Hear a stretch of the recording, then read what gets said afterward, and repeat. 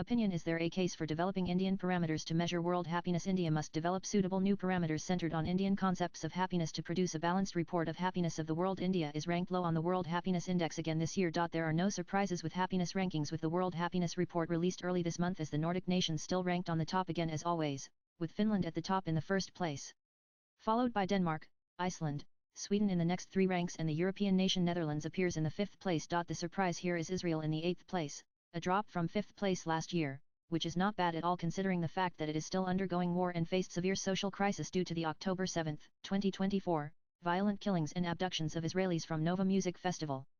Other countries in the next 5 places to 10 are taken by European nations. Dominance of the Nordic and European nations among the rankings is clear. The rankings have remained constant in the last decade with few changes. However, it is strange that India continues to rank below nations undergoing strife and civil war, along with widespread economic disparities, like Pakistan rank 108 and Palestine rank 99. India is ranked at 118, followed by very few countries. India has been in the bottom 30 nations in the happiness rankings for a number of years. The US also dropped one rank to 24th in 2025. India has accomplished remarkable growth this decade, recording 105% growth while doubling its economy. This growth has resulted in India eliminating extreme poverty and alleviating stark economic disparity. India showed decline in urban and rural inequality. The urban Gini declined from 36.7 to 31.9, and the rural Gini declined from 28.7 to 27.0, which is unprecedented in the context of high per capita growth. Gini index or Gini coefficient is a statistical measure of income inequality. However, this doesn't seem to have made any dent in the world happiness rank as far as India is concerned. Therefore, this begs the question if there is an issue with the parameters of measuring happiness applied to each nation, as the metrics used to arrive at the happiness ranking seem to be adversely affecting India, missing India's progress in numerous metrics. According to the report, the world's happiest country is based on a comprehensive analysis of Gallup polling data from 143 countries for the past 3 years, specifically monitoring performance in 6 particular categories: 1. Gross domestic product per capita, 2. Social support, 3. Healthy life expectancy, 4. Freedom to make your own life choices, 5. Generosity of the general population, and 6.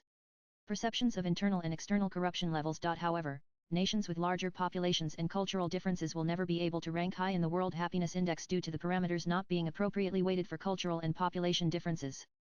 Sparsely populated nations naturally acquire high rank due to the central importance placed on GDP per capita. Larger nations like India and China might have booming economies worth trillions of dollars, but in terms of GDP per capita they will always be lower than sparsely populated nations. Culturally, India's concept of happiness differs from Western nations. For example, the Indian parameters of happiness are not individual-centric but family-centric. India must develop its own parameters of happiness suitable for its culture and society. Point 1. Mindfulness and looking inward, not outward, is considered the most important aspect of life. Materialism as measured by individual wealth and professional accomplishment is not considered the ultimate achievement of life. Recluses who have left material life to seek spiritual growth are accepted as the most happy people of the world. This places India in complete opposition to the GDP per capita measure, which is used as the foremost measure of happiness in the West, which is a measure of outward materialism. Point 2.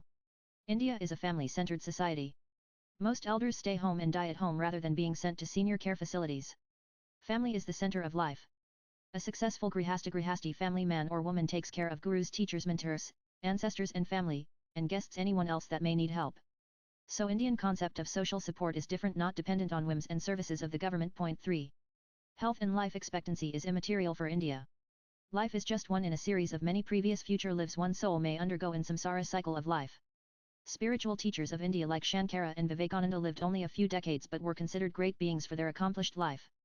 Living life without contributing to society in a routine manner is not considered a well-lived life.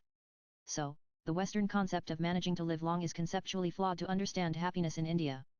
Happiness comes from fulfillment according to Indian understanding, which should come from enlightened life, not from wealth. Point 4.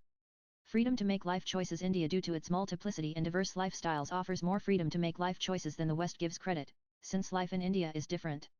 The recent Kumbh Mela brought people of all walks of life to the forefront as they came to participate in Kumbh Mela. It is impossible to think that as much variety of lifestyles exist without freedom of choice. However, to the Western society, millions of young men and women living as recluses might appear as a disaster rather than an achievement. Point 5.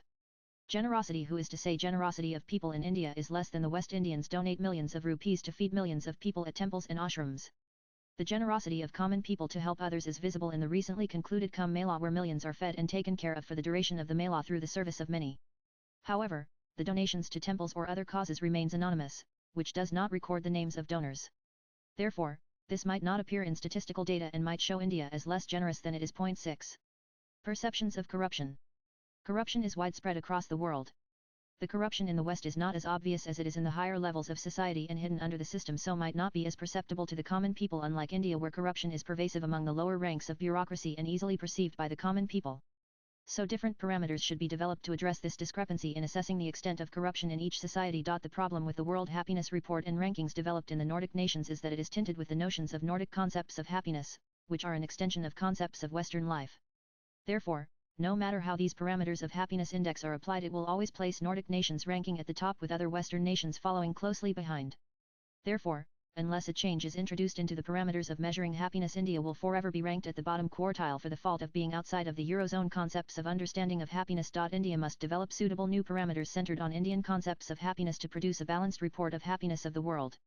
These new parameters of measuring happiness of the world might not only help India, but also help other Asian and African nations, which have been assigned abysmal ranks since the beginning of the World Happiness Rankings. The author is Professor of History and Religious Studies, Department of Social Sciences, Shawnee State University, the U.S. The views expressed in the above piece are personal and solely those of the author. They do not necessarily reflect NEWS18's views. Nan.